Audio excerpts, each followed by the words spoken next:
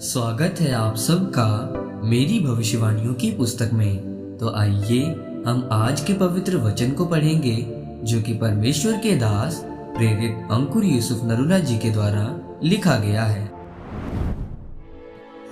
आलसी न बने, जैसा कि मरकुस की पुस्तक अध्याय 14 उसकी 37 और 38 आयत में लिखा है।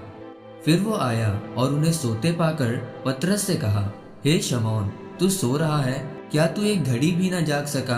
जागते और प्रार्थना करते रहो कि तुम परीक्षा में ना पड़ो। आत्मा तो तैयार है पर शरीर दुर्बल है।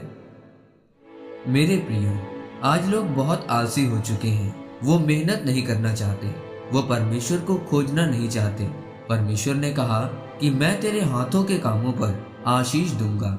परमेश्वर ने आपको खाली बैठने के लिए नहीं कहा, लेकिन आज कोई मेहनत करना नहीं चाहता। इसलिए आज लोगों के जीवन में कोई बरकत नहीं है और इसीलिए वो आशीषित नहीं हो पाते।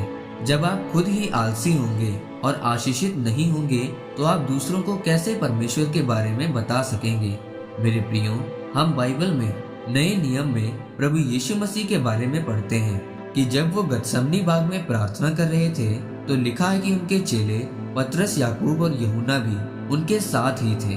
प्रभु यीशु मसीह प्रार्थना कर रहे थे, लेकिन उनका चेला पतरस 1 घंटा भी उनके साथ ना जाग सका। आलस के कारण वो सारी रात सोता रहा और परमेश्वर कहते रहे कि जागता रहे और प्रार्थना करता रहे ताकि तू परीक्षा में ना पड़े। लेकिन पतरस सोता रहा, इसीलिए परमेश्वर ने उससे कहा, क्या तू 1 घंटा भी मेरे साथ ना जाग सका? उसके बाद जो पतरस परमेश्वर से इतना प्रेम करता था और कहता था कि मैं तुझे कभी नहीं छोड़ूंगा, उसी ने प्रभु यीशु मसीह का इनकार किया जब वो आलसी बन गया। मेरे प्रियो, आलस एक पाप है और इस पाप को आपको अपनी जिंदगी से दूर करना है। आज लोग बंधनों में क्यों हैं? बीमारी, परेशानियों और श्रापों के नीचे क्यों हैं? क्योंकि वो प्रार्थना नहीं करते, वचन को नहीं पढ़ते और आलसी बन चुके हैं। अगर आप अपनी रोज की दिनचर्या का हर एक काम करते हैं तो आप प्रार्थना क्यों नहीं करते? क्योंकि आप आलसी बन चुके हैं। और फिर आप परमेश्वर से कहते हैं कि तूने गरीबी को मेरे जीवन से दूर क्यों नहीं किया, मेरे श्रापों को क्यों नहीं तोड़ा। जब आप खुद आलसी बनेंगे तो आप परमेश्वर में बढ़ नहीं पाएंगे और आशीषित नहीं हो पाएंगे। जब हम बाइबल में नीति वचन की पुस्तक अध्याय 6 उसकी 6 से 8 आयत को पढ़ते हैं तो परमेश्वर ने कहा कि हे आलसी, चींटियों के पास जा और उनके काम पर ध्यान दे कि वो किस तरह धूप काल में अपनी भोजन वस्तु बटोरती हैं। परमेश्वर ने चींटियों के पास जाने के लिए ही क्यों बोला? पृथ्वी पर और भी जीव जंतु और जानवर हैं। परमेश्वर किसी और उदाहरण से भी समझा सकता है, लेकिन यही उदाहरण क्यों दी?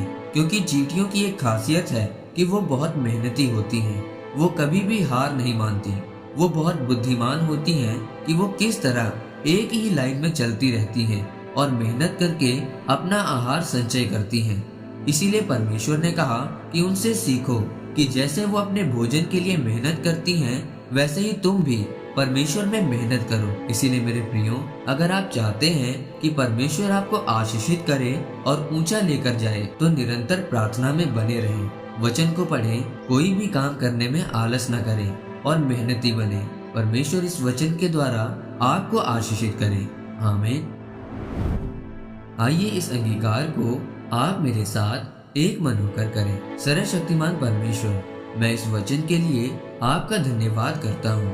पिता परमेश्वर, मैं अंगीकार करता हूँ कि मैं कभी भी आलस नहीं करूँगा। मैं प्रार्थना और वचन में रोज बना रहूँगा और मेहनत करूँगा, प्रभु यीशु मसीह के नाम में। आमीन।